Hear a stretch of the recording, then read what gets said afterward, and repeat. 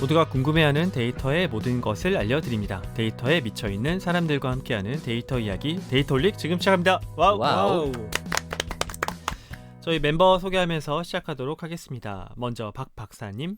네, 자동화 생각에 내가 기계로 바뀐 박 박사입니다. 반갑습니다. 반갑습니다.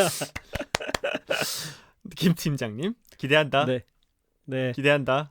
데이터 분석으로 밥 먹고 사는 김 팀장입니다. 반갑습니다. 네, 저는 이상한 애들 때문에 힘들어하는 조과장입니다. 반갑습니다. 반갑습니다. 조과장 이름 아직 안 정했어요?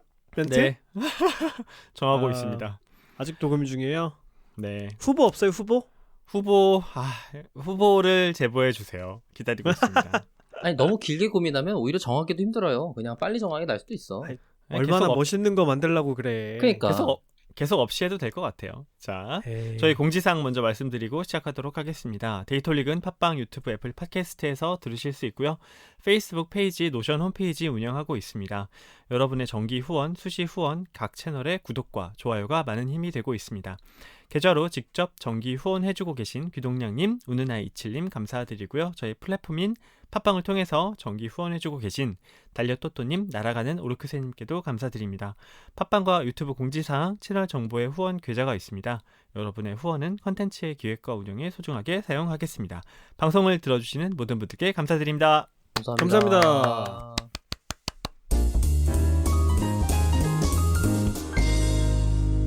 자, 우리 오랜만에 멤버의 근황을 들어보도록 할까요? 어떻게 지내고 있습니까? 박 박사, 어떻게 지냅니까? 최근에 계속 방치하고 있던 블로그를 개편했어요. 오.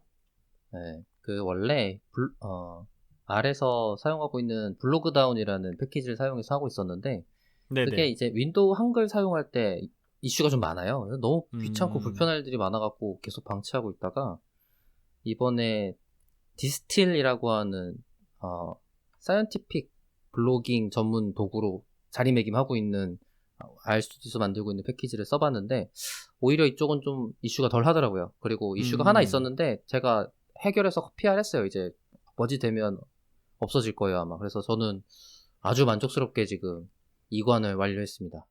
해결해서 PR해서 머지 될 거다. 이거 설명 좀 해주세요. 청취자를 위해서. 아, 좋아요. 기본적으로 해외에서 만들고 있는 이런 패키지들은 전체적으로 한글 윈도우에서 동작할 때 인코딩 문제가 발생할 가능성이 굉장히 높아요. 그러다 보니까 이번에도 비슷한 문제가 있었어요. 그러니까 UTF-8 옛날에 제가 문자 인코딩 에피소드 한 적 있었는데 그거 한번 들으시면 좋을 것 같고요. 뭔지 기억도 안 나네. 그때 UTF-8이라고 하는 여러 언어를 한 번에 표현할 수 있는 인코딩이 있다고 설명해 드렸는데 그걸로 HTML 파일을 만들고 그 다음에 그걸 다시 파일을 불러오기를 했는데 걔가 UTF-8인지 모르면 글자가 깨지는 문제가 있더라고요. 그래서 리눅스나 맥에서는 문제가 없는데 한글 윈도우에서 문제가 있어서 그 부분을 좀 디버깅을 좀 해보다가, 그러니까 문제가 뭔지를 찾아보다가 그 다음에 코드를 고쳤어요. 코드를 고친 다음에 제 패키지가 아니잖아요. 그러니까 그거를 PR이라고 풀 리퀘스트라고 부릅니다. 원래 소스 주인한테 나 이렇게 고쳤는데 네 코드에 합쳐줄래? 라고 요청하는 거예요. 그걸 PR이라고 불러요. 네. 그래서 머지라는 건 합쳤다라는 뜻이고요. 단어 그대로. 그래서 코드에 합쳐지면 원 주인의 소스에서도 문제가 안 생길 거예요, 아마도. 그래서 문제가 안 생기는 버전으로 제가 쓰고 있는 중인데 그쪽 합쳐져갖고 이제 괜찮아지면 다시 그쪽 버전으로 변경해서 사용해야죠. 이런 걸 두고 오픈소스에 기여했다 이렇게 표현하는 거죠? 맞습니다. 코드 기여의 일종이에요. 코드 기여. 네. 그러니까 박 박사 덕분에 그 코드가 더 사람들이 쓰기에 편해진 거죠? 그쵸. 정확하게는 한국인의 윈도우에서 사용하기 편해지는 거죠. 한국인을 위해서. 한국인 중에서도 윈도우 사용자. 그러니까 윈도우에서 전용 언어 팩을 가지고 있는 라틴 원 계열 말고 나머지 언어가 전부 다 같은 문제가 있었을 거예요. 그래서 아마도 한국어가 아닌 다른 언어들도 자기 네이티브 언어로 사용하고자 하는 사람들이라면 같은 문제가 있었을 거고 그분들의 문제들이 해결이 된 거죠. 그래서 이제 저 같은 사람은 이제 좀 기다리면 돼요. 기다리면 이렇게 박 박사 같은 사람이 고쳐주거든요. 그러고 나면 이제 좀 쓸만해졌구나 하고 시작을 합니다. 그러니까 그 전에도 계속 참고하고 있던 그 패키지였어요. 왜냐면 꽤 옛날에 딥러닝 한참 막 유명해지면서 그 다음에 뭐가 있었냐면 데이터 과학이나 딥러닝 관련된 논문의 퍼블리싱을 페이퍼로 하는 게 말이 되냐 라는 것 때문에 API를 만들어야지. 사이언티픽 블로그라는 거를 따로 만들어 갖고 공유하는 사이트가 있거든요. 이름 까먹었어. 근데 이제 알스튜디오에서 그걸 벤치마킹해서 만들기 쉽게 해주겠다라고 나온 게 디스틸이었어요, 처음부터. 그래갖고 저는 되게 굉장히 유심히 봤었었는데 이번에 보니까 여러 편의 기능들이 굉장히 잘 들어가 있더라고요. 알고리마라고 블로그 내 검색 기능이라든지 아니면 그 전엔 디스커스가 없었는데 디스커스는 댓글 달아주는 애예요. 댓글도 없었는데 새로 생겼고 그 다음에 최근에 유럽과 미국에서 나오고 있는 개인정보 쿠키 동의 관련된 이슈가 있는데 그것도 사이트에서 그냥 설정만 하면 바로 동작하게끔 이런 기능들이 들어가 있어요. 거기다가 그 과학적 블로그라는 말에 걸맞게 사이테이션도 자동으로 붙고 그 다음에 주소 갖다가 아예 아티클을 원문으로 긁어와서 다시 제작성할 수 있게 돼 있거든요. 기능을 제공해요, 아예. 그러니까 다른 사람의 디스틸 블로그를 보면 디스틸 블로그 글 주소를 가지고 블로그 포스트 갖고 오기 기능을 이용하면 그 원문을 갖고 올 수 있어요. 코드대로. 아, 복붙하는 게 아니라? 예. 그거의 원문 코드를 갖고 올 수 있어요. 그래서 제작성에서 그거 갖다가 제가 재출판할 수 있고, 그것 때문에 이제 크리에이티브 커먼스 라이센스도 작성하기 쉽게 설정돼 있어요. 저는 그래서 라이센스 이거 쓸래 그러고 끝나더라고요. 아주 좋았어요. 너무너무 마음에 드는 플랫폼이었어. 그래서 박 박사 저도 쓰라고 좀 꼬시고 있어요. 아니 제 블로그 좀 쓰라고 그렇게 꼬시는데 전엔 유튜브 하라고 꼬셨는데 유튜브는 싫대요. 그래갖고 블로그 좀 해라. 김 팀장이 잘 꼬셔지는지 안 꼬셔지는지는 좀 추후에 확인하도록 하고 맞습니다. 김 팀장의 근황은 뭐 이 한마디로 요약되겠죠. 책을 냈다. 네, 전에 한번 방송에서 몇 번 언급드린 적도 있었는데 준비하고 있다고. 네, 이번에 제가 두 번째 책을 냈습니다. 네, 두잇 쉽게 배우는 R 텍스트 마이닝이라는 책이 저번 주에, 지금 우리 녹음하는 날짜 기준으로 저번 주에 나왔어요. 네네. 그래서 지금 열심히 팔리고 있습니다. 네. 그게 저한테는 최근에 가장 이슈죠. 네. 그래서 저희가 그 출판사인 이지스 퍼블리싱과 함께 김 팀장의 책 두잇 쉽게 배우는 R 텍스트 마이닝 출간 이벤트를 합니다. 김 팀장이 개인적으로 사서 준다고 아닌가요? 그건 아니고요. 이제 출판사에서 이지스 퍼블리싱에서 언제나처럼 도와주시기로 했습니다. 네, 그래서 저희 청취자분들은 그냥 저희가 안내해드리는 사항 따라서 따라 하시기만 하면 저희가 5분을 선정해서 두잇 쉽게 배우는 R 텍스트 마이닝 책을 보내드리겠습니다. 저희가 공지 사항을 올려드릴 거예요. 페북과 유튜브, 팟빵 이벤트 공지 글을 확인하시고 어떤 텍스트를 분석해보고 싶으신지 재미있는 아이디어를 댓글로 남겨주시고 저희가 남겨드리는 링크 설문지에 응답을 하시면 저희가 책을 선정해서 보내드리도록 하겠습니다. 방송 송출 후에 2주 동안 받고 선정해서 여러분께 책을 보내드리도록 하겠습니다. 김 팀장 책 한 5천만 권 팔아야죠. 5천만 권이요? 네, 그 정도는 팔아야 되는 거 아니에요? 5천만 권이요? 네. 네. 요즘 책 몇 권씩 팔리는지 잘 모르는구나, 조가지. 김 팀장 책이 그 팩트 플리스보다 더 많이 팔릴 거라고 뭐 그런 얘기를 하던데. 예, 그래야죠. 네. 하여튼 뭐 책 뭐가 좋다 이런 얘기 한마디 해야 되는 거 아니에요? 한 문장으로? 뭐가 좋다? 네. 텍스트 마이닝을 쉽게 익힐 수 있다. 이거죠, 뭐. 제 책의 기조는 뭐 똑같습니다. 이게 되게 많이들 사용하고 싶은 분석 기술인데 좀 기존에 나와 있는 책들이 조금 어렵잖아요. 공부하기가 마땅하지 않아서 좀 쉽게 익힐 수 있게 쓴 책이에요. 네, 김 팀장의 책 많이 사랑해 주시기 바랍니다. 자, 그럼 오늘 본론으로 들어가 보도록 하겠습니다. 저희가 책 출간 시점이랑 또 맞게 그 주제를 잡았는데 제가 지난번에 데이터로 덕질하기 위해서 아주 가볍게 텍스트 데이터를 분석하는 방법에 대해서 말씀을 드렸는데 이제 제대로 들어가도록 하겠습니다. 텍스트 마이닝에 대해서 김 팀장이 2회에 걸쳐서 여러분께 소개를 해드리려고 합니다.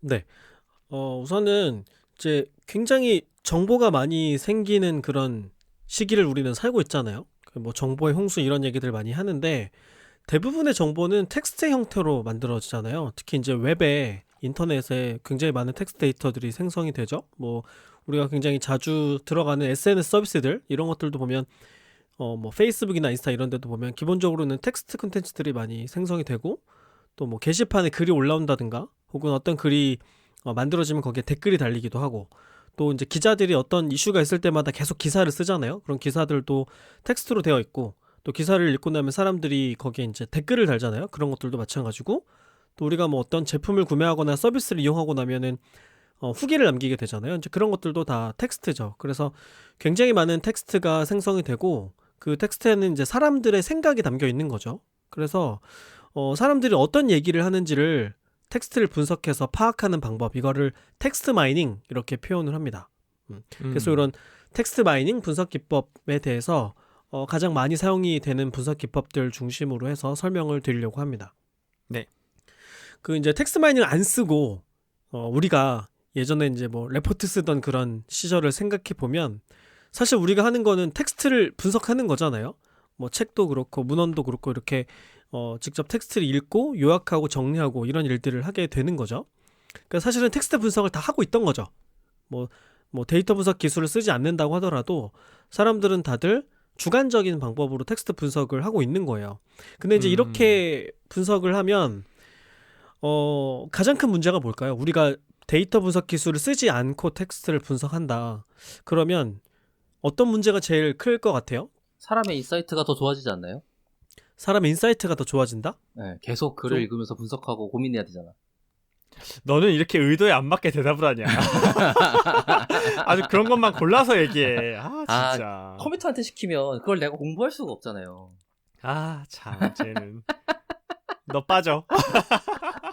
사람이 분석을 하면 오류가 발생하죠. 잠깐만요. 그 PD님 여기 잘라주세요. 이러면 되는 건데. 자, 조과장 준비된 조교. 네. 조과장. 네, 사람이 주관적으로 분석하면 무슨 문제가 생길까요? 사람마다 다른 분석 결과를 내게 되고요. 정확하지 않고 또 어떤 개인의 기억에 의존하기 때문에 오류가 날 가능성이 매우 큽니다.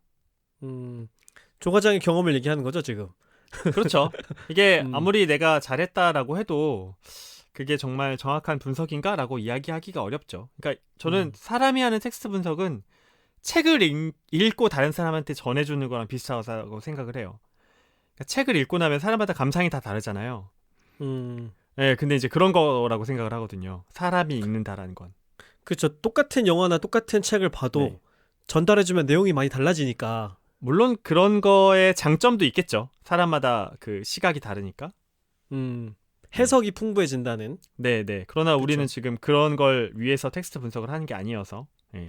그렇죠. 조과장이 제가 원하는 답변을 해줬습니다. 야, 이렇게 하라고. 이렇게 네. 해.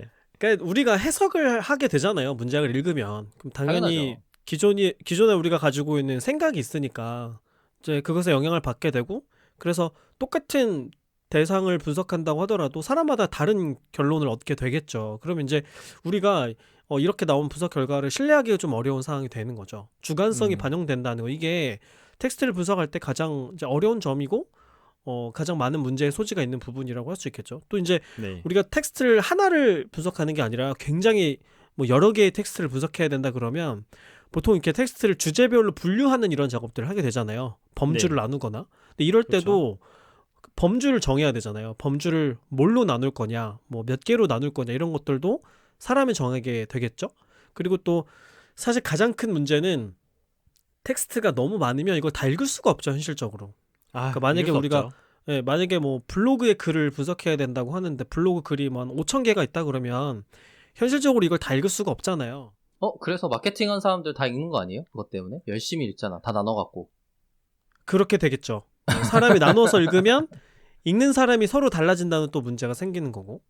이제 텍스트가 많으면 일단 다 못 읽으니까 기본적으로는 이제 선별을 하잖아요. 읽을 것과 읽지 않을 것, 좀 집중해서 볼 것과 그렇지 않은 것 이런 것들을 이제 선별하게 되는데 그 과정에서 이제 우리가 원하는 것만 고르게 되잖아요. 그러니까 편견이 반영이 되는 거죠. 또 그 과정에서 확증 편향이라고 하잖아요. 우리가 보고 싶은 것만 보게 되는 거. 사실은 중요한데 내가 생각하기에 안 중요할 수 있는 거를 거를 수도 있잖아요. 그러면 이제 여러 텍스트가 있을 때 그것들을 골고루 집중해서 보게 되는 게 아니라 내 주관에 따라서 선별해서 집중해서 보게 되고 그렇게 요약된 정보를 보게 된다는 거죠. 그래서 이제 텍스트를 사람이 일일이 분석하면 뭐 물리적인 한계도 있고 특히나 이런 주관성이 개입된다는 문제도 있고 이런 문제들 때문에 신뢰하기가 어려운 결과물이 만들어지게 되는 겁니다. 그래서 이제 이런 문제의 대안으로 나온 게 텍스트 마이닝이라고 생각할 수 있어요. 그러니까 이제 데이터 분석 기술을 이용해서 텍스트의 전반적인 경향을 파악을 하는 거예요. 뭐 예를 들면 사람들이 지금 어떤 얘기를 많이 하고 있을까? 여론 동향은 어떠할까? 또 사람들이 쓴 글에 어떤 감정이 담겨 있을까? 혹은 이런 감정의 경향이 시간이 지남에 따라서 어떻게 변화하고 있을까? 또 사람들이 얘기하는 굉장히 많은 것들인데 어떤 주제들이 숨겨져 있을까? 이제 이런 것들을 데이터 분석 기술을 이용해서 분석하게 되는 거죠. 뭐 이제 구체적인 사례를 말씀드리면 이런 것들이 있을 수 있겠죠. 그러니까 이제 우리가 사회조사 분석 같은 것들을 하잖아요. 사람들이 요즘에 어떤 이슈에 관심을 갖고 있는지 이런 게 궁금할 때 어떤 사회 문제가 대두됐을 때 이것에 대해서 찬성하는 사람들이 많은지 혹은 어떤 내용으로 주로 논의를 하고 있는지 이런 게 궁금할 수 있겠죠. 이런데 텍스트 마이닝이 많이 사용되고 있고 그 다음에 평판 분석하는 데도 많이 사용을 해요. 예를 들면 좀 이렇게 우리가 소위 셀럽이라고 부르는 영향력 있는 사람들 있잖아요. 뭐 정치인이나 뭐 연예인이나 아니면 뭐 기업의 총수나 대표 이런 사람들에 대해서 사람들이 어떤 이미지를 갖고 있나 이런 걸 알아볼 때도 사용을 하고요. 그 다음에 제품을 개발하고 판매하는 회사라고 하면은 제품 후기를 분석하는 데 관심을 많이 갖고 있어요.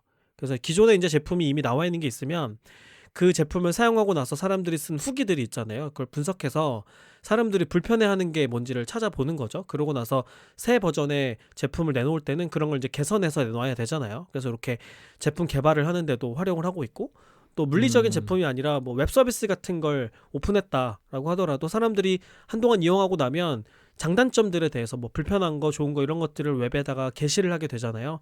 그럼 이제 그런 내용들을 보고 우리 서비스 방향을 어디로 더 긍정적으로 이끌어야 되는가 이제 이런 결정들을 하게 되는 거죠. 그래서 이렇게 웹에 굉장히 많은 텍스트들이 생성이 되는데 이걸 사람이 다 일일이 볼 수는 없기 때문에 이런 텍스트 마이닝 기술을 사용하려고 하는 겁니다. 저 화장품 사례 예전에 그 동아 비즈니스 리뷰에서 되게 의미 있게 봤는데 그 화장품을 쓰고 난 다음에 뭐 되게 독특한 말들을 되게 많이 쓴다고 하더라고요. 뭐 잘 먹는다, 거칠다, 너무 건조하다, 이제 기름지다 이런 말들을 쓰는데 이제 그런 것들을 분석해서 이게 이 화장품은 소비자가 느끼기에 조금 덜 유분감 있게 바꿔야 되겠구나 이런 포인트들을 찾아낸다고 하더라고요. 방금 이제 김 팀장님 말씀해주신 그런 의도에서. 그러니까 그런 과정에서 되게 그 예상하지 못했던 것들을 발견할 수가 있어요. 그러니까 우리가 일반적으로 데이터를 분석한다고 하면 데이터로 생성될 수 있는 답안이 보기가 이미 정해져 있어요. 그러니까 예를 들면 설문조사를 한다 그러면 설문지에 보기가 이미 들어가 있고 그 다음에 뭐 어플리케이션을 이용하면서 만들어진 행동 데이터라고 하더라도 사람들이 뭘 클릭할 건지 이런 것들이 이미 정의가 다 되어 있잖아요. 그래서 경우의 수가 이미 정해져 있는 상태에서 그 안에서 데이터가 발생하는데 텍스트는 그렇지가 않잖아요. 자기가 그냥 생각나는 대로 다 쓰는 거니까. 그래서 원래 그 분야에서 오랫동안 일하던 사람들이 전혀 예상하지 못했던 어떤 요구들을 소비자들이 한다던가 아니면 예상하지 못했던 방식으로 제품의 단점을 발견한다든가 이런 게 있을 수 있잖아요. 이런 것은 이제 사람들이 직접 주관적으로 써놓은 텍스트를 분석했을 때만 알게 되는 점이기도 하죠. 그래서 그런 걸로 이제 뭐 새로운 광고 카피를 만들기도 하고 광고를 할 때 포지셔닝을 좀 다르게 하기도 하고 뭐 이런 이제 활용 가치가 생기게 되는 겁니다. 그래서 이런 이제 텍스트 마이닝 기술들이 어떤 것들이 있는가 또 우리가 현업에서 당장 쓰기에 편한 분석 방법들은 어떤 것들이 있는지 이런 걸 좀 소개해 드리려고 합니다. 일단은 텍스트를 분석하려면 제일 먼저 뭘 해야 될까요? 텍스트를 모아야 됩니다, 선생님. 텍스트를 모아야 되는군요. 조교가 오늘 훌륭한데? 텍스트를 이제 가져와야 되죠. 분석할 텍스트를 그렇죠. 가져와야 되는데 제일 간편한 방법이라면 만약에 우리 회사에서 운영하고 있는 웹 서비스가 있다 그러면 이제 DB 관리자한테 요청해서 데이터를 그냥 받아오면 되겠죠.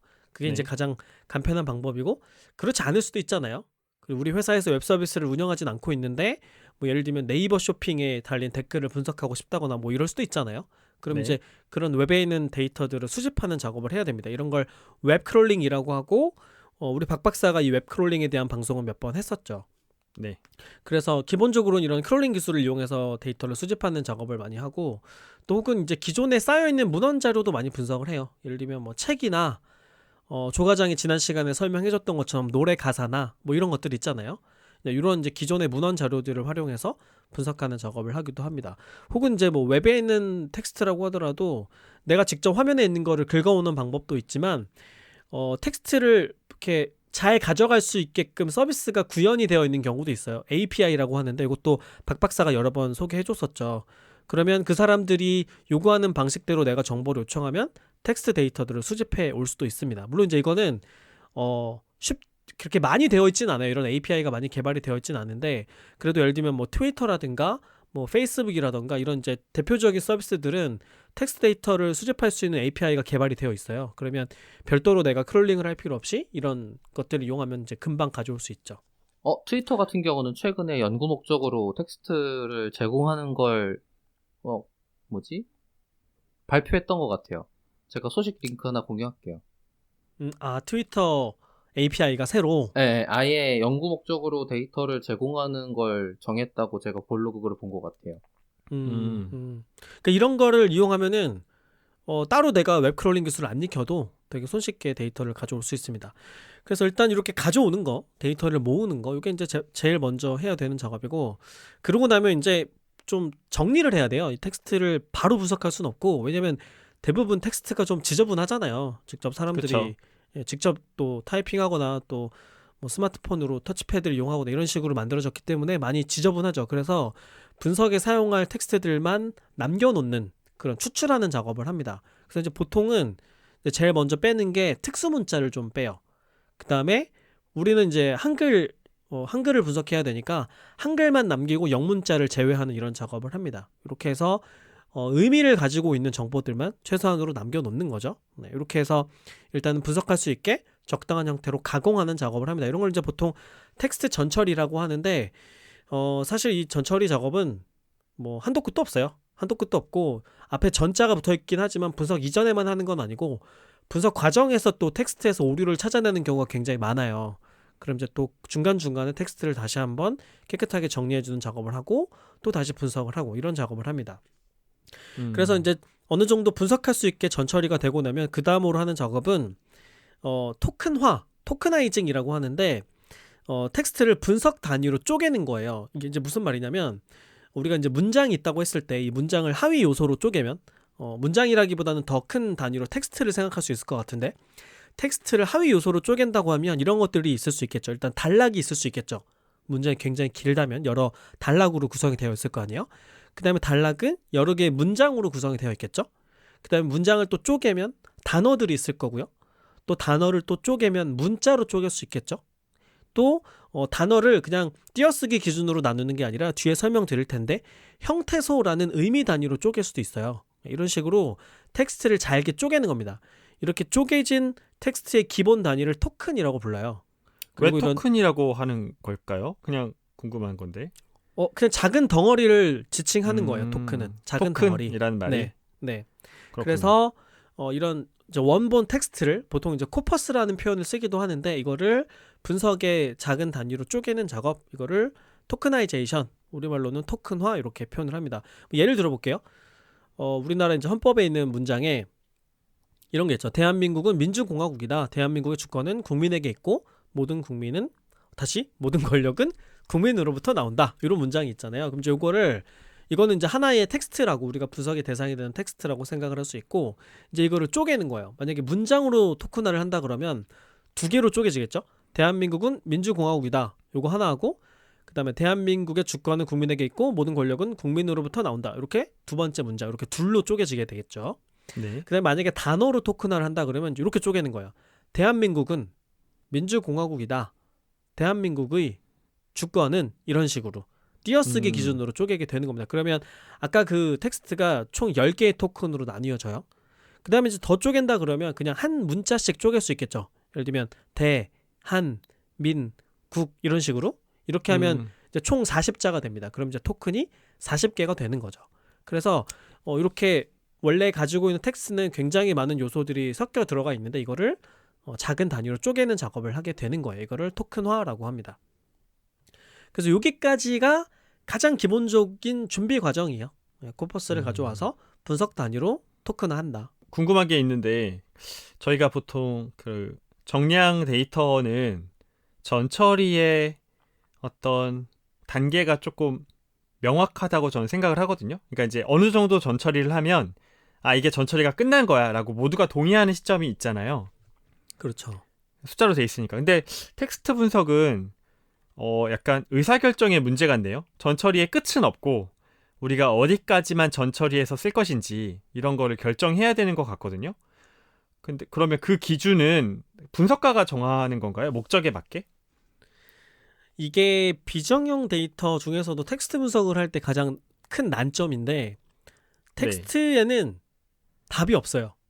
그러니까 이렇게 분석하는 게 옳고 이렇게 분석하는 건 옳지 않다는 정답이 정해져 있지 않고 그냥 다른 특성만 가지고 있는 거죠. 그러니까 예를 들면 토큰화를 하는데 단어 기준으로 할 거냐, 띄어쓰기 기준으로 단어를 쪼갤 거냐, 아니면 나중에 설명드린 형태소를 쓸 거냐, 아니면 문장을 통으로 분석할 거냐, 어떤 것을 방법으로 삼느냐에 따라서 분석 결과물이 조금씩 달라지거든요. 그래서 앞으로 분석을 하기 전에 나는 이런 결과물을 만들어낼 거니까 이런 방식으로 처리를 할 거야. 이렇게 정하고 들어가는 거죠. 이 중에서 이 방법은 옳고 다른 방법은 옳지 않다. 이렇게 얘기할 수는 없는 거예요. 그래서 이게 사실 어려운 점이죠. 정답이 없기 때문에 분석가의 역량에 따라서 결과물이 굉장히 크게 달라질 수 있다는 거거든요. 그래서 사실 정형 데이터를 주로 분석하는 사람들은 이런 점에서 텍스트 마이닝을 좀 비판하기도 하고 좀 달갑게 생각하지 않는 점이기도 해요. 사실 저도 그렇고요. 그러니까 이런 생각이 드는 거예요. 그 정형 분석은 우리가 전처리만 잘 끝났다라고 하면 뭐 누군가 t-테스트를 하든 회귀 분석을 하든 그 값이 달라지진 않을 거잖아요. 근데 텍스트 마이닝은 뭔가 분석가의 역량에 따라서 굉장히 다른 결과가 나올 것 같다는 생각이 들어서. 맞아요. 네네. 그러니까 분석 과정에서 분석가의 개인적인 의사결정 판단이 많이 들어가요. 그래서 똑같은 데이터를 줬을 때 똑같은 결과물이 나와야 된다고 우리는 생각하잖아요. 물론 이제 그렇게 그렇죠. 항상 그렇지는 않지만 정형 데이터도 근데 그 다양성이 베리에이션이 텍스트 데이터는 훨씬 더 크죠. 물론 완전히 다르게 나오진 않아도 더 재밌을 것 같기도 해요. 뭐 그거를 재미라고 생각한다면 재미고 신뢰도가 어떻게 보면 재미있다고도 볼 수 있지만 다른 한편으로는 신뢰도가 떨어진다고도 볼 수 있겠죠. 하는 사람마다 다 다르게 나오니까. 그렇죠. 그러니까 예를 들면 조 과장이 지난 시간에 이적 노래 가사로 분석을 했는데 그 똑같은 이적 가사를 박 박사가 분석하거나 제가 분석하면 아마 조금 다른 결과물이 나올 거예요. 그렇겠죠. 물론 전반적인 방향이나 분위기는 비슷할 수 있으나 디테일하게 보면은 조금씩 다른 점들이 생길 거란 말이죠. 그러면 세 개의 분석 보고서가 나왔다고 했을 때 누가 맞느냐 이걸 판단할 수가 없다는 거죠. 맞고 틀리고의 문제는 아닐 것 같은데요. 그죠?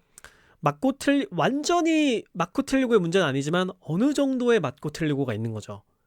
그래서 이제 분석 과정을 보면 예를 들어 전처리에서 누가 일반적으로 항상 처리하는 게 있는데 누가 안 했어요. 그러면 이거는 일반적으로 하는 작업을 안 했으니까 신뢰하기가 어렵다. 이런 정도는 판단할 수 있는 거죠. 그렇군요.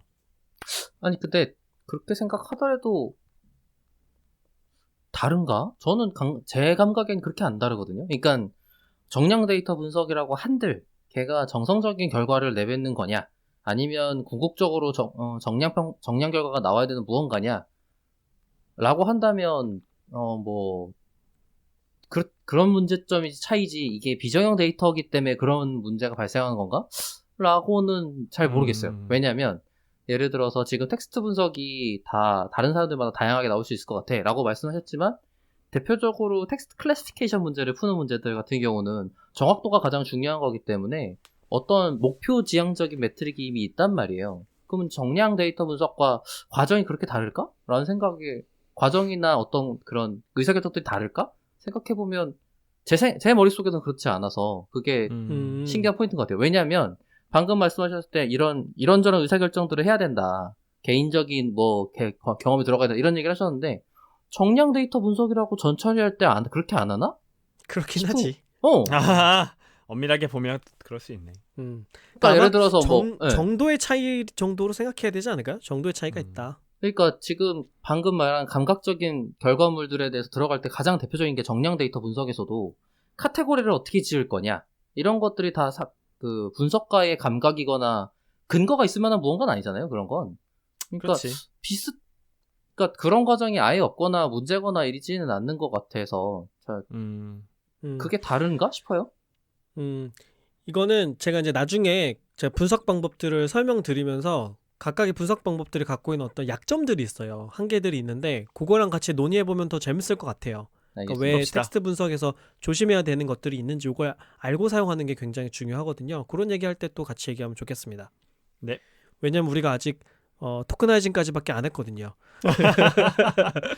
너 네, 한 그래서- 100회 해야죠. 그 준비를 그렇게나 했길래 이걸 1시간에 한다고 싶으면서 봤어요. 그래서 지금 약간 후회가 되고 있어요.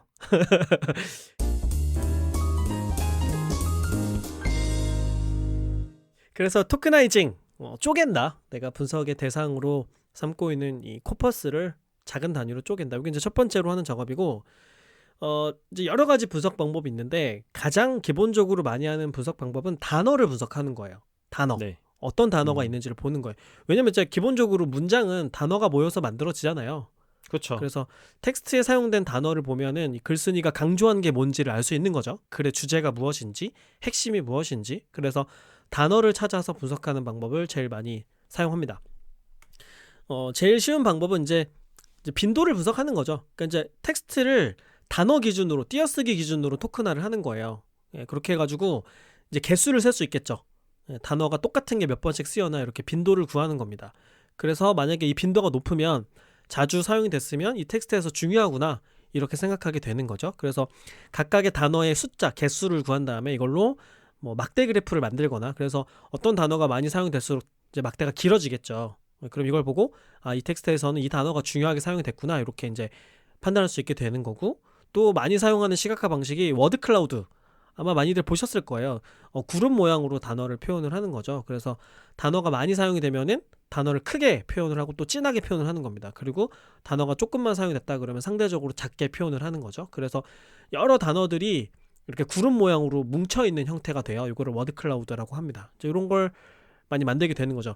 예를 들어서 우리가 지금 데이터 올립 방송을 하면서 우리가 이렇게 말을 하고 있는데 이 말을 다 텍스트 데이터로 만들었다고 생각을 해볼게요. 속기사를 동원해가지고 혹은 음성 데이터를 텍스트로 전환하는 이런 기술들을 이용해가지고 다 텍스트 스크립트로 만든 다음에 이걸 단어 빈도 분석을 할 수 있겠죠. 그러면 이제 박 박사가 말한 멘트 가지고 분석하고 조 과장이 말한 멘트 가지고 또 제가 말한 멘트 가지고 분석을 하는 거예요. 그러면 많이 사용한 단어가 뭘까 이렇게 보는 거죠. 예를 들어서 박 박사가 말한 단어들을 가지고 빈도 분석을 해봤더니 자동화가 100번 나왔어요. 그 다음에 크롤링이 50번이 나왔어요. 그리고 키보드가 3번이 나온 거예요. 그러면 박 박사는 자동화를 되게 중요하게 생각하는구나 이렇게 생각하게 되겠죠. 이런 식으로 이제 많이 쓰인 단어를 찾는 겁니다. 예를 들면 조과장 가지고 했다 그러면 조과장 HR 얘기를 많이 했으니까 HR이 한 100번 정도 등장할 수 있겠죠. 근데 보니까 키보드는 150번이야.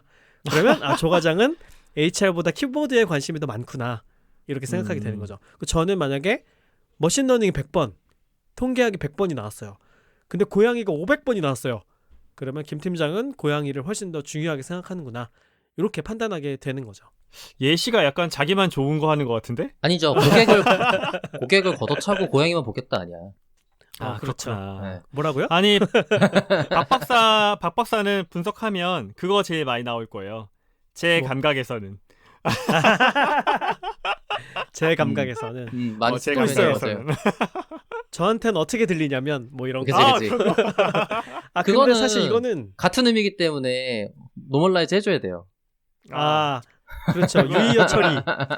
좋아요, 방금 이게 좋아요. 바로 분석가의 선택이에요. 이거를 유의어로 처리하면 합계가 되면서 훨씬 빈도가 커질 거 아니에요. 근데 다른 토큰으로 놓으면 빈도가 나눠지면서 상대적으로 빈도가 떨어지게 될 거 아니에요. 그럼 이거를 합칠 거냐 합치지 않을 거냐 이런 걸 이제 분석가가 선택하게 되는 그러니까 문제죠. 그걸 많이 말한다고 주장하고 싶을 때 합치는 거고. 그렇죠. 그런데 관심이 없으면 안 합치는 거지. 그러니까 막대를 길게 만들래 작게 만들래 이걸 이제 분석가가 선택하게 되는 그런 문제가 되는 거죠. 근데 이런 이제 단어 빈도 분석이 가장 이제 기본적인 분석 방법이라서 많이들 접근을 하는데 제가 질문을 하나 들어볼게요. 박 박사한테. 이게 우리가 이 패널들이 얘기한 거 가지고 이런 이제 스크립트를 만들어서 단어 기준으로 토큰화해 가지고 빈도 분석을 했어요. 그러면 네. 어떤 단어가 제일 많이 나올 것 같아요? 우리 새 패널에 단어. 뭐 평범하게 쓰는 단어들이 제일 많이 나오겠죠. 뭐 예를 들어서 이런 방금 말한 예를 들어서라든지 뭐라든지 뭐 의미가 들어가 있진 않지만 그럼에도 불구하고 자주 쓰는 표현들이 있을 거예요. 그리고 공통적으로 사용하기 때문에 그 의미를 그 단어만 갖고는 추적하기 어려운 단어들이 좀 있어요. 뭐 그 다음에 조사들 형태소로 쪼갠다면 조사들 같은 경우도 마찬가지일 것 같고요. 뭐 자, 지금 박 박사가 네, 제가 원했던 답을 해줬습니다. 네, 준비된 조교가 얘기를 해줬는데, 그러니까 어떤 텍스트를 분석하든지 간에 뭐 합니다, 입니다 이런 게 많이 나올 거 아니에요. 이런 건 이제 서술어라고 하는데 맞아요. 문장 어미마다 다 붙어 있는 거 아니에요. 그럼 당연히 이건 빈도가 높을 수밖에 없죠. 그러니까 저든 박 박사든 조가당이든 항상 제일 높은 단어들을 보면은 이런 서술어가 나올 거란 말이에요. 근데 이거는 의미가 없잖아요. 우리 셋의 특징을 비교하기 위한 분석 작업이었는데 셋 다 제일 많이 쓴 단어가 합니다, 입니다. 이런 식으로 얘기를 한다면 분석으로부터 얻어내는 인사이트가 없잖아요. 이런 문제가 있어요. 단어 기준으로 토큰화해서 빈도 분석을 단순히 한다고 하면. 그래서 이제 대안적으로 사용하는 방법이 뭐냐면 형태소 분석이라는 거예요. 그러니까 형태소라는 건 뭐냐면 의미를 지닌 가장 작은 말의 단위예요. 그러니까 단어를 여기서 더 나누면 본래의 뜻이 사라집니다. 예를 들어볼게요. 이런 문장이 있어요. 조과장은 키보드를 엄청 좋아한다. 이런 문장이 있다고 해보자고요. 여기에서 단어 기준으로 쪼개면 조과장은 키보드를 엄청 좋아한다. 이렇게 네 단어가 되겠죠. 근데 여기서 두 번째 단어인 키보드를 있잖아요. 키보드를 이거를 또 쪼개면 키보드라는 명사하고 그 다음에 를이라는 조사가 이렇게 붙어 있는 거잖아요. 이렇게 쪼갤 수 있겠죠. 그렇죠. 여기까지는 쪼갤 수 있는데 여기서 더 쪼개면 단어의 의미가 사라지는 거죠. 예를 들면 키보드를 더 쪼개가지고 키 혹은 키보 이렇게 만들면 더 이상 키보드라는 의미가 상실되어 버리잖아요. 그래서 더 쪼개면 본래의 뜻이 사라져 버리는 의미를 지닌 가장 작은 말의 단위, 이거를 형태소라고 합니다. 키보드 덕후라면 키보만 보고 키보드라고 생각해야 되는 거 아니에요? 당연하지. 김 팀장이 뭔가 잘못 알고 있네. 보편적인 분석 방법을 얘기합시다. 이건 도메인 전문성입니다. 도메인 전문성이라고도 할 수 있죠. 왜냐면 어떤 분야에서는 다른 사람들은 모르지만 키보라는 단어가 있을 수도 있으니까. 아니 심지어 색깔의 패턴만 보고도 그 만화가 어떤 만화인지 맞추는 사람들도 있는데. 죄송합니다. 맞출 수 있을 것 같은데? 그 색감만 보고? 아니 색깔 패턴을 한 3가지 4가지를 줘요. 그럼 그게 어떤 만화인지 맞추는 거야. 맞출 수 있을 것 같은데? 예를 들면? 심슨 같은 데서 많이 쓰는 색이 뭐 노란색, 파란색 이런 거 있잖아요. 근데 우리가 상상도 못하는 그런 어떤 복잡한 색깔도 이게 어떤 만화에 나오는 주인공의 자주 옷 입는 색깔인지 이런 걸 맞추는 분들이 있더라고요. 네, 쓸데없는 얘기 감사합니다. 네. 그래서 이제 문장에서 형태소를 추출해가지고 보통 어떻게 하냐면은 이거를 이제 품사별로 나눠요. 그러니까 명사, 네. 동사, 형용사 이렇게 품사별로 분류를 하거든요. 이거를 보통 형태소 분석이라고들 표현을 해요. 그래서 이제 일반적인 분석 절차는 어떻게 되냐면은 일단은 전체 텍스트를 문장별로 쪼갠 다음에 문장을 다시 형태소별로 토큰화를 해요. 그러고 나서 여기에서 품사를 내가 원하는 것만 추출을 합니다. 예를 들면 명사만 추출하거나 동사만 추출하거나 이런 식으로 추출을 하는 거죠. 이렇게 추출한 다음에 빈도 분석을 하는 거예요. 그럼 이제 이 과정에서 아까 전에 나왔던 쓸데없는 서술어들은 제외시키게 되는 거죠. 예를 들면 합니다, 입니다 이런 것들은 제외하는 거예요. 제외하고 이제 주요한 단어들만 뽑아서 보통은 이제 제일 많이 볼 때는 명사를 일반적으로 많이 추출을 해서 봐요. 왜냐면 명사가 보통 이제 주제를 결정하잖아요, 문장에서. 그래서 명사만 보면 이 문장이 무엇에 관한 얘기인지를 알 수 있기 때문에 가장 많이는 명사를 추출하고, 그 다음에 이제 나중에 말씀드린 뭐 감정 분석을 한다 이럴 때는 명사만 가지고 판단할 수가 없기 때문에 형용사나 동사 같은 것들도 같이 추출을 해서 분석하게 됩니다.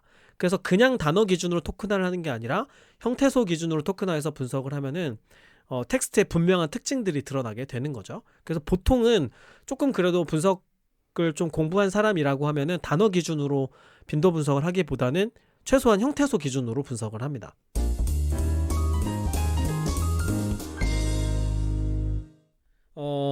또 제가 질문을 드리고 싶은 게 있는데, 조과장 전에 이적 가사 분석 했었잖아요. 네. 그때는 단어 기준으로 했어요? 형태소 기준으로 했어요? 형태소요. 형태소 기준으로 했어요. 그러면 가사를 형태소 분석을- 기준으로 했어요? 했던 것 같은데? 나 잘 기억이 안 나네. 기억이 안 난다고요? 네. 아니, 지난 사실 방송을 뭐 참고하시고요. 한 2달 돼가지고. 아 벌써 그렇게 됐구나. 네네. 그 형태소 분석할 때 네. 뭐 좀 어려운 점 같은 게 있었어요? 예를 들면 형태소 뭐 분석할 때 예를 들면 좀 결과물이 예상과 다른 게 나왔다거나 뭐 그런 건 없었나요? 정확히 기억 안 나는데 유의어 불용어 때문에 조금 곤란했던 것 같다는 기억이 나는 것 같은데. 아니 뭐 예를 들면 뭐 네. 가사에서는 되게 중요하게 사용된 단어인데 네. 형태소 분석해가지고 빈도 분석했던 결과에 안 나타난다거나 뭐 이런 거 없었어요? 사실 그거를 보려면 이제 그 원본 데이터랑 비교하면서 봐야 되잖아요. 그렇죠. 안 해보면 근데 모르지. 그렇게까지 안 했었고, 예전에 다른 기억을 떠올려 보면 제가 그 동료의 교육 과정에서 나온 참가자들의 텍스트 데이터, 정성적 데이터를 분석해 달라고 요청받은 적이 있어서 분석을 했었는데, 이제 중요한 단어인데 형태소 분석기에 안 걸려가지고 사라진 단어들이 있었을 때도 있었고, 담당자 이름이야. 이름. 개인의 이름. 예를 들면 조 과장이라는 이름을 만약에 진짜 이름이라고 한다면 조 과장님 너무 수고하셨어요. 조 과장님 뭐 담당자분 너무 고생하셨어요. 뭐 이런 게 너무 많이 나오니까 이건 사실은 좀 쓸데없는 거여서 그런 걸 분석하면서 좀 뺐던 경험 그런 게 좀 있었네요. 아니 그쵸, 이게 이제 감사의 형태소 마음을 분석할 그렇게 때. 표현했는데도 그게 쓸데없다고 얘기한다고요? 야, 피디님 잘라주세요. 감사하다고 했는데 쓸데없대. 감사가 그러니까 쓸모가 없대. 어떡하면 좋아. 그러니까 뭐가 우리가 쓸모 있는 거예요, 조 과장한테는? 내용에 대해서 이야기를 하려고 했는데 이게 너무 담당자 이야기가 많이 나오니까 또 그런 겁니다. 그러니까 지금 조 과장이 딱 얘기를 해줬는데 이게 이제 형태소 분석할 때 생기는 어려움인데 겪게 되는 어려움인데 왜냐면 형태소 분석을 할 때는 형태소 사전이라는 걸 이용을 해요. 그러니까 이게 네. 문장에서 뭐가 명사고 형용사고 이거를 우리가 이제 어떻게 이걸 알게 되는 거냐면 어떻게 분석하게 되는 거냐면 형태소 사전이라는 게 있어요. 그러니까 명사들, 형용사들, 동사들 이런 게 쭉 모여 있는 사전이 있는데 이거를 형태소 사전이라고 해요. 여러 가지가 있는데 제 책에는 정보화진흥원에서 만든 니아라는 형태소 사전이 있어요. 요거 이제 세금으로 만들어서 모두가 쓸 수 있게 공공에 공개가 되어 있는 사전이거든요. 이게 단어가 한 120만 개 정도가 들어 있어요. 그래서 어이구야. 이걸 가지고 분석을 하는데 굉장히 많잖아요. 단어가 120만 개라고 하면. 근데 그렇다고 하더라도 이게 말이기 때문에 단어는 계속 새로 만들어지잖아요. 그쵸. 신조어가 계속 생기고 또 줄임말도 계속 생기잖아요. 이런 거는 사전이 아무리 커봐야 없겠죠. 새로 만들어진 단어니까 기존의 사전이 있을 수가 없죠. 예를 들면 뭐 우리가 댓글을 분석하는데 댓글에 코잠밥 이런 단어가 쓰인 거예요. 코잠밥 뭐야? 들어보셨어요? 두 사람 모르네 이거. 다시 한번 얘기해 주세요. 코잠밥. 코잔밥? 코잠밥. 이거 뭐야? 모릅니까? 요즘 인싸들은 뭐야, 다 알아야 이게. 되는 단어인데. 아. 이게 뭐냐면 코로나 잠잠해지면 밥 한 번 먹자. 이걸 줄여서 코잠밥이라고 한대요. 할 말이 없네요. 그래서 만약에 코잠밥 뭐 이런 게 어디에 쓰였어요. 근데 이건 사전에 있을 리가 없잖아요. 그러면 그쵸. 분석을 하면 이런 단어가 사람들이 굉장히 많이 사용한 것임에도 불구하고 빈도 분석을 하면 빈도가 하나도 없는 걸로 나오는 거죠. 그러니까 사전의 한계를 넘어설 수가 없는 거예요. 형태소 사전을 이용해서 분석을 한다고 하면서 근본적으로 이런 문제가 있어요. 그럼 이걸 어떻게 해결을 해야 되느냐? 어떻게 하면 될까요? 단어를 추가해주면 되겠죠.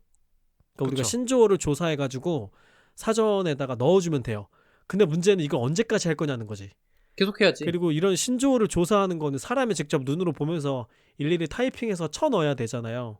그쵸. 그러니까 이런 굉장히 많은 노가다를 해야만 최근 텍스트 데이터를 좀 봐줄만하게 분석할 수 있다는 그런 문제가 있어요. 물론 이제 뭐 전체 단어에서 이런 신조어의 비중이 엄청나게 큰 경우가 아니라면 기존에 120만 단어로 되어 있는 니아 사전 가지고 분석해도 어느 정도 우리가 의미 있게 활용할 수 있기는 하지만 완벽한 분석이 되지는 않는 거죠. 이런 걸 놓치게 되니까.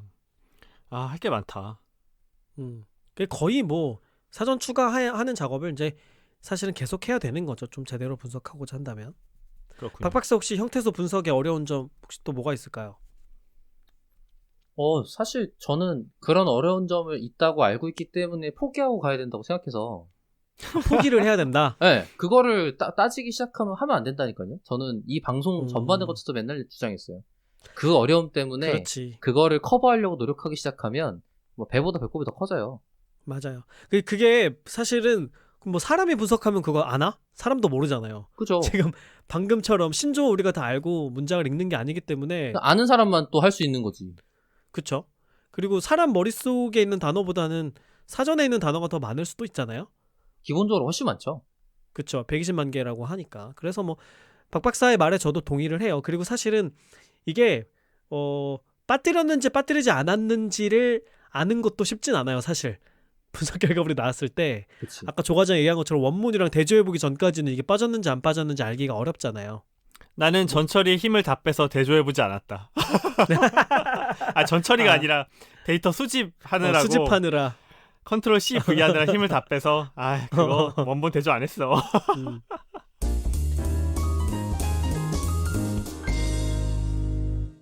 그 다음에 혹시 두 분 워드 클라우드 만들어 봤어요? 네, 만들어봤죠. 워드 클라우드 만들어 봤어요? 이게 이제 그 단어의 여기 단어의 크기랑 명암 이런 것들 이용하는 거잖아요. 단어의 빈도가 네. 클수록 크기가 커지고 진해지고 이러면 이제 이걸 보면 사람들이 주로 이런 단어를 많이 사용하는구나 이렇게 알게 되는 건데 이 워드 클라우드에 대해서 어떻게 생각해요?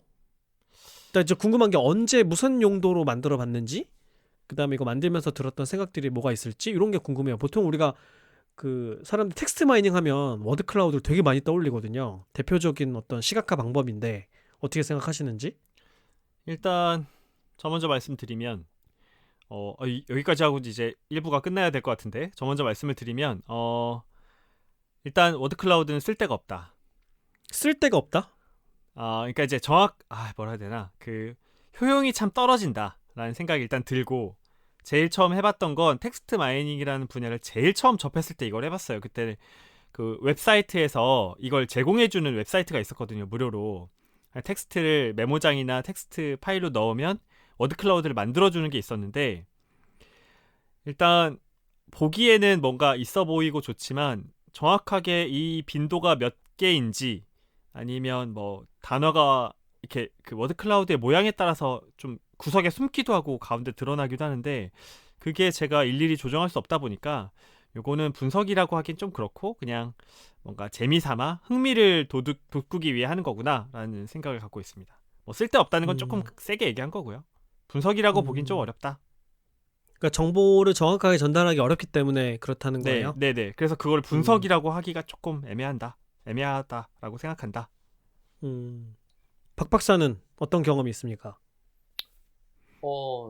저도 처음에 공부할 때 해보고 실제로 얘로 뭔가 주장을 하거나 뭔가 결과물을 전달할 때 쓰지는 않았던 것 같아요. 그리고 저는 조 과장 의견에도 공감을 좀 하는 게 약간 EDA스러운 표지 않나? 라는 생각이 들어서 그때 특별하게 어떤 다른 강점을 가지고 있다 아니면 쓸모가 있구나 생각이 들은 적은 별로 없었던 것 같아요. 특히나 이제 좀 예쁘게 만들기 노력하기 좋은 도구잖아요. 그 스케일이나 이런 게 좀 잘 안 보이기도 하고 그러니까 크기의 차이 이런 것들이 글자의 크기로 표현이 되는데 어떤 표시대로 표현이 된다 이런 것들이 잘 눈에 안 보이고 왜냐면 차트나 이런 것들은 이제 범례가 있는데 이 워드 클라우드는 범례가 있다고 말하기도 애매하고 없다고도 애매하고 그렇게 넣는 것도 쉽지 않고 막 이러다 보니까 특히 크기가 약간 오히려 정보를 왜곡하기 좋은 방식이어서 저는 사용하기에 반대로 말하면 사용하기가 좀 어렵다라는 생각이 드는 차트였던 것 같아요. 절대적으로 사람의 눈으로 이걸 크기를 비교하게 되니까 좀 왜곡이 있다고 보고 있죠, 저는. 그러니까 직관적으로 전달하는 데는 효과적인 도구인 것 같은데 그 직관적이기 때문에 반대로 왜곡하기가 좀 쉽지 않나? 이런 생각이 드는 것 같아요. 사실 제가 말씀드리고 싶었던 그런 문제들을 두 분이 다 말씀을 해주셨는데 일단 우리가 분석을 한다는 것은 현상을 좀 명확하게 이해를 하는 거잖아요. 그쵸. 예를 들어 단어 빈도라 그러면 어떤 단어가 몇 번이 사용이 됐을까? 그 다음에 A 단어와 B 단어 중에 어떤 게 몇 번 더 많이 사용됐을까? 이런 걸 좀 명확하게 분명하게 알고 싶은 건데 이제 워드 클라우드를 만들면 이제 그런 걸 알 수가 없죠. 되게 어지럽게 단어들이 널려 있고 거기에 뭐 단어가 구체적으로 몇 번이 사용이 됐는지 이런 건 표현되어 있지 않기 때문에 구체적이고 정확한 정보가 전혀 전달이 되지 않아요. 그냥 어떤 느낌만 전달이 되는 거죠. 그래서 사실 저는 이거는 분석 결과물이라기보다는 어떤 예술 작품처럼 돼야 되는 시각화 방법이라고 생각을 해요. 그래서 사람들이 굉장히 많이 쏟아낸 말들이 있는데 이거를 그냥 느낌적으로 한눈에 확 느낌을 받고 싶을 수 있잖아요. 그런 정도 목적? 그런 정도 목적. 그러니까 우리가 예를 들면 되게 오래된 떡볶이집에 가면은 벽면 가득히 글자가 쫙 써 있잖아요. 그런 걸 거기에 봤을 비유를 때 하는 거야? 그런 걸 봤을 때 느껴지는 어떤 감성이 있잖아요. 아, 사람들이 되게 신났네? 이런 거. 이런 정도의 감정을 전달하는 용도로는 쓸 수 있지만 우리가 분석 보고서에 쓸 수 있는 그런 그래프는 아니지 않을까 사실 저는 그렇게 생각을 해요. 그래서 사실 저는 텍스트를 분석한다고 하는데 워드 클라우드를 이용해서는 안 된다고 생각해요. 쓰면 안 되는 그래프라고 생각을 합니다. 그럼에도 불구하고 제 책에는 예제가 들어가 있어요. 뭐야? 사람들이 다들 한번 만들어보고 싶어 하기 때문에 그래서 저는 그냥 한번 만들어보는 정도로 쓰시는 것은 좋지만 분석 보고서에 넣는 것은 좀 지양해야 되지 않을까 이런 생각을 하는 거죠. 분석의 목적이 정확하게 정보를 전달하는 거라고 한다면. 네.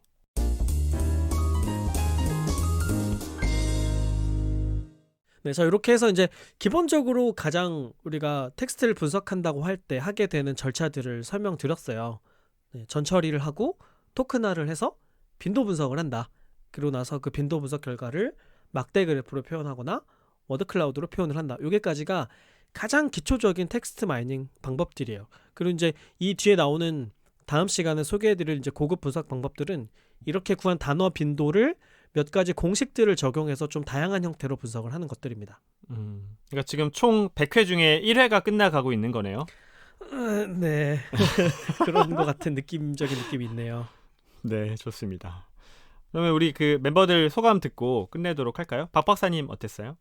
네, 지금 텍스트 마이닝 기초적인 내용 지금 다시 한번 정리 잘 해주고 계시는데 역시 책을 쓰시고 나서 그런 내용들 갖다가 얘기해 주시는 것 같아서 조금 알아듣기 좋고 정리가 잘 된다는 느낌 좀 받았고요. 제가 중간에 약간 깐족됐는데 다음 약간? 네. 약간? 좀 마음에 안 들어요. 부족한 것 같아요.